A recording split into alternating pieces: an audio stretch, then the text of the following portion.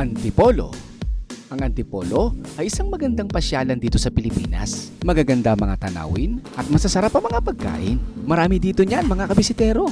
Kahit mga riders at mga bikers ay nawiwili dito. At dito natin bibisitahin ang isa sa legend ng pigeon industry. Ang tawag nga ng iba sa kanya ay Mr. Imbrek ng Pilipinas. Isa lang naman kasi siya sa dumidirekta ng mga ibon kay Jermaine Imbrek ng Belgium. Nag-a-acquire ng mga mahuhusay na ibon. Napakarami ng taon na kilala ang pangalang Jermaine Imbrek. Kilala siya sa larangan ng pigeon sports. Take note mga kabisitero, hindi lang siya kilala sa Belgium o sa Europa, kundi sa buong mundo na rin. At ito rin ang karamihang koleksyon ng ating fancier na ito. At kahit sa ang loft dito sa Pilipinas, ay nasubukan na yan. So, paano? Let's G! Bisitahin na natin yan.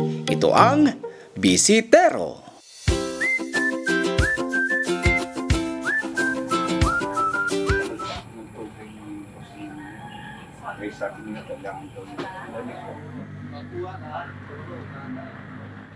Bukod po sa mga Imbrek, tsaka doon sa Jansen, ano po ang mga iba pong na-import nyo pa dito sa atin? Marami na. Kasi doon dumating yung 16 na peraso. Ang panahon kami ni Philip Tanchi, nakadirekta kami kay State Chapaw, Raul Bestat, Pandarosa, Ang Ponderosa po ba? Holland.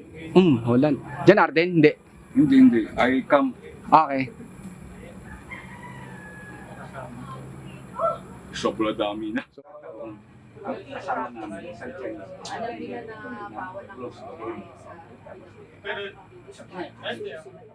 Good morning mga kabisitero. Nandito tayo sa dock ni Sir JB Gan. Kasama natin ang ating mga kabisitero, sila Sir Bong, Atty. Huertas, si Sir John O. Ayan. Ito ang ating mga magigiting na fancier.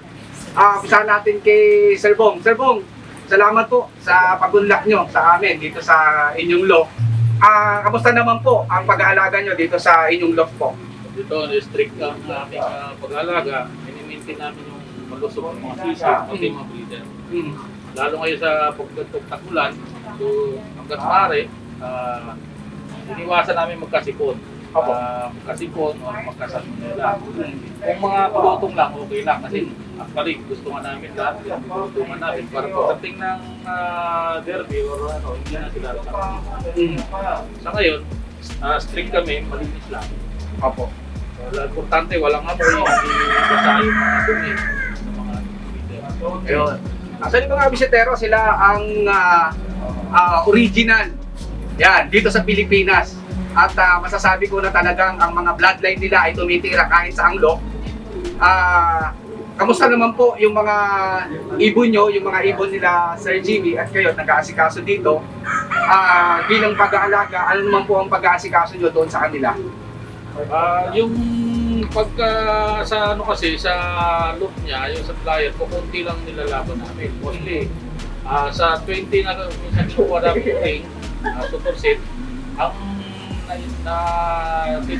tinitira lang minsan ni Boss GB ay kalahati minsan tinatakpan niya.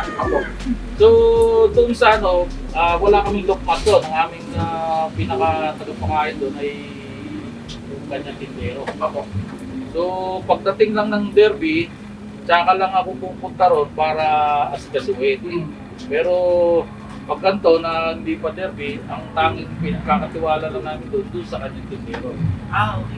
So, ang sa lipat naman, kahit paano, medyo maayos naman lipat namin. Itong lately, nagkasakit ako at nagkasakit si Boss Jimmy.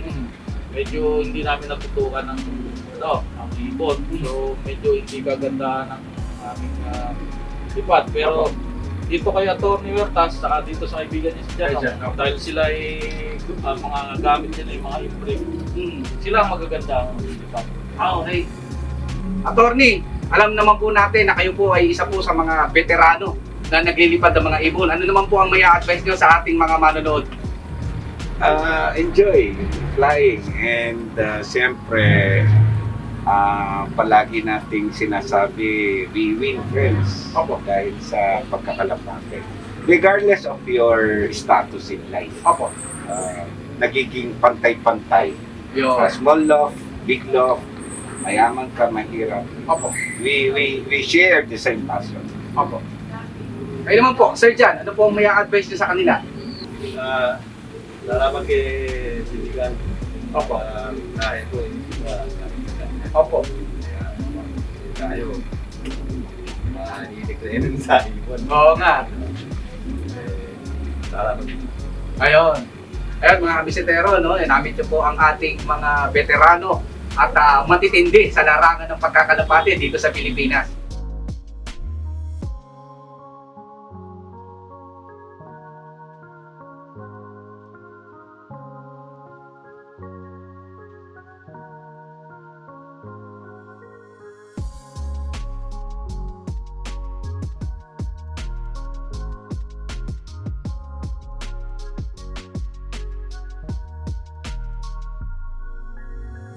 Ilalaro.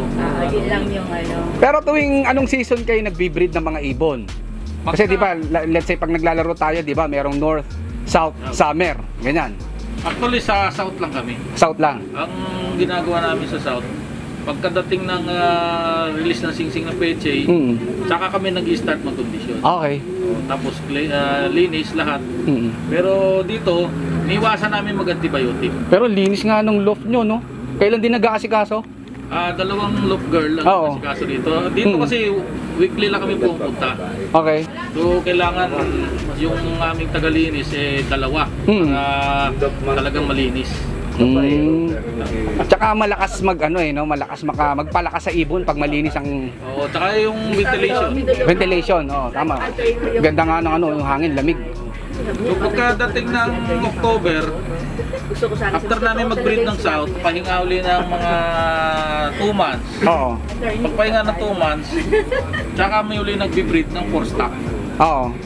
Doon na kami ngayon namimili ng mga itatabi namin. Okay. So, yung mga itatabi namin, after mga 2 months, sasalain uli namin yun. Oo. So, yung, Kumbaga salan-salana yung mga ibon nyo. sasalain namin uli. So, hanggang sa pag naiwan na dito, talagang nasala na namin. Sir, ito, maraming mga gustong makinig dito, lalo yung mga newbies, no? O yung mga gusto magsimula. Sa points, magkano yung mga release nyo na ibon? Sa points dito, nagre-range kami lowest ay 25 25. points. Bali, ano yun? Mga young bird stocks? Young O bird. mga young bird siya? Ano yan? Mga pure crosses?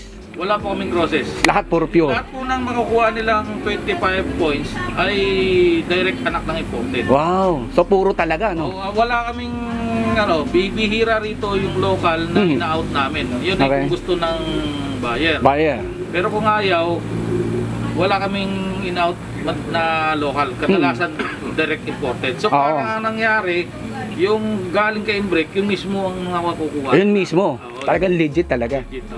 Tsaka with pedigree. May pedigree ho yan. Apo. Tapos, ina-encourage ko lahat na pumunta para makapagpa-picture kay Mm. Bukini.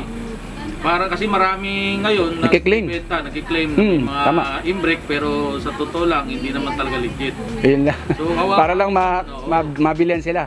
Para mabilad. So ginagamit nila minsan ng Imbrek. May mga time pa na sinasabi galing kay Jimmy Gunn. Oo. Pero sa totoo lang, hindi naman talaga. Okay. So, Siyempre mas alam niyo 'yon. para naman maproteksyon na namin tong mga kumukuha sa amin, inaano namin, pinapupunta namin